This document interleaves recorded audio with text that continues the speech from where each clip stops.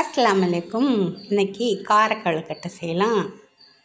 அதுக்கு இட்லி மாவு தான் எடுத்துருக்கேன். 2 கப்பு இட்லி மாவு. அதில் நம்ம 1 கப்பு மைதா மாவு சேர்த்துக்க போகிறோம். மைதா, கோதுமை, ரவை இப்போ ஏதாவது ஒன்று சேர்த்தா தான் அது நல்லா ஒட்டாமல் வரும். வாங்க அது எப்படி செய்யலான்னு பார்க்கலாம்.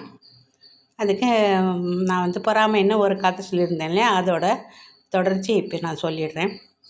அது எப்படியும் அந்த சமையல்காரரோட ஒரு பொறாமை உணர்ச்சி, அதாவது ஒரு கெட்ட எண்ணம், அது எப்படியோ நிறைவேறிச்சு. இப்போ அந்த சமயக்காரர் அரசர்கிட்ட சொல்லி அரசர் அந்த தச்சரை கூப்பிட்டு நீங்கள் இந்த மாதிரி போகணும் அப்படின்னு சொல்லிடுறாரு. அவரும் ஒரு வாரம் எனக்கு டைம் கொடுங்க, நான் வந்துடுறேன் அப்படின்னு சொல்லி அவரும் சொல்லிட்டு போயிடுறாரு. போயிட்டோடனே போய் மனைவி கிட்ட சொல்கிறாரு. மனைவி என்ன சொல்கிறாங்க, இதை நம்ம யோசித்து தான் நம்ம சரி பண்ணணும், கொஞ்சம் இருங்க அப்படின்னு சொல்லிட்டு 2 பேரும் சேர்ந்து யோசிக்கிறாங்க. யோசிக்கும்போது எந்த இடத்துல நீங்கள் எந்த இடத்துல சொர்க்கத்துக்கு போகிறதுக்கு எந்த இடம் தேர்ந்தெடுத்துருக்குறாங்கன்னு அந்த அம்மா கேட்குறாங்க. அதுக்கு அவன் சொல்கிறாரு, அது ஒரு காட்டு பகுதி, அதில் ஒரு பெரிய இந்த புல் எல்லாத்தையும் எடுத்துகிட்டு நல்லா சமன் பண்ணி மக்களெல்லாம் பார்க்குற மாதிரி தான் பண்ணியிருக்கிறாரு. அது பக்கத்தில் ஒரு பெரிய புதர், அதுக்குள்ளார காடு இருக்குது அப்படின்னு சொல்லி.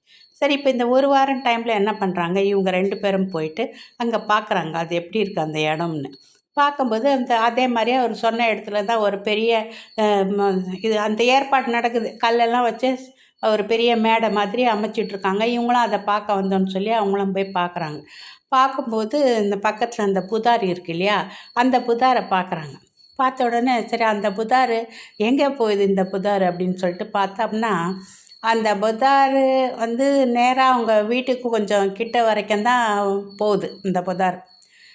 சரி கிட்ட வரைக்கும் தான் போகுது அப்படின்னு சொல்லிட்டு மறுபடியும் அவங்க என்ன பண்ணுறாங்க, வீட்டுக்கு கிளம்பிடுறாங்க. வீட்டுக்கு கிளம்பி என்ன பண்ணுறாங்க, ராத்திரியோட ராத்திரியாக வீட்டில் ஒரு பள்ளம் தோண்டி அந்த பள்ளத்தில் ஒரு பெரிய சுரங்கப்பாதை அமைக்கிறாங்க. அந்த சுரங்கப்பாதை அந்த புதர்கிட்ட வந்த மாதிரி, ஆனால் புதர் முதல்ல இருக்கணும், புதரோட கொஞ்சம் பக்கத்தில் வந்த மாதிரி ஏற்பாடு பண்ணி அந்த ராத்திரி பகலும் அவங்க 2 பேரும் சேர்ந்து கஷ்டப்பட்டு ஒரு பெரிய சுரங்கப்பாதையை ஏற்பாடு பண்ணிடுறாங்க. இப்போ அந்த புதருக்குள்ளேருந்து பக்கத்துலேருந்து அவங்க இறங்கி வந்தோன்னா இவங்களோட வீடு வந்துடும். அந்த மாதிரி பண்ணிட்டாங்க. ரொம்ப யோசித்து புத்திசாலித்தனமாக பண்ணிட்டாங்க. பண்ணிட்ட உடனே அப்புறம் சரி அந்த நாள் வருது, இந்த நாளைக்கு தான் அவர் சொர்க்கத்துக்கு போகிறாரு அப்படின்னு சொல்லி அப்படி அந்த நாளும் வருது. அப்போ என்ன பண்ணுறாங்க, இந்த அம்மா என்ன பண்ணுறாங்க, கையில் கொஞ்சம் பச்சை இலையும் கொடுத்துட்டு ஒரு துணி மூட்டை, ஏன்னா அவர் சொர்க்கத்தில் போய் வேறு துணி மாற்றிக்கணும் இல்லையா, அதனால துணி மூட்டை, இது இந்த வேலை எவ்வளோ நாள் ஆகும் தெரியல அப்படின்னு சொல்லிட்டு ஒரு துணி மூட்டையை கையில் கொடுத்து அனுப்புகிறாங்க. இவரும் போகிறாரு. அந்த மேடையில் கட்டையெல்லாம் வச்சு பெரிய நெருப்பு மூட்டுறாங்க. இந்த சமயக்காரனுக்கு ரொம்ப சந்தோஷம். ஆஹா, இன்றைக்கியோட ஒழிஞ்சான் இந்த தைச்சர் பையன், நமக்கு ஒரு எந்த வேலையும் கிடையாது, நம்ம முழுக்க ராஜாவோட அன்புக்கு நம்ம ஆளாயிடுவோம், அதை வச்சு நம்ம என்ன சாதிக்கணுமோ செஞ்சிடலாம் அப்படின்னு சொல்லி ரொம்ப மனசில் ரொம்ப கோட்டையெல்லாம் கட்டிகிட்டு இருக்காரு. மக்கள் எல்லாம் கூடியிருக்கிறாங்க. சரி, ராஜாவும் வந்துட்டார். இப்போ என்ன சொல்கிறாரு, சரி நீ இப்போ கிளம்புப்பா, அந்த நெருப்புக்குள்ளார போயிட்டீங்கன்னா நேராக நீ சொர்க்கத்துக்கு போயிடுன்னு சொல்கிறார். சரின்னு சொல்லி இவர் என்ன பண்ணுறாரு, அந்த நெருப்புக்கு போகிறாரு. நெருப்புக்கு போன உடனே அந்த கையில் பச்சையில் வச்சுருந்தார்ல, அதை நெருப்பில் போடுறாரு. போட்ட உடனே ஏகப்பட்ட புகை, எல்லார் கண்ணும் மூடிக்கிற மாதிரி அவ்வளோ ஒரு புகை.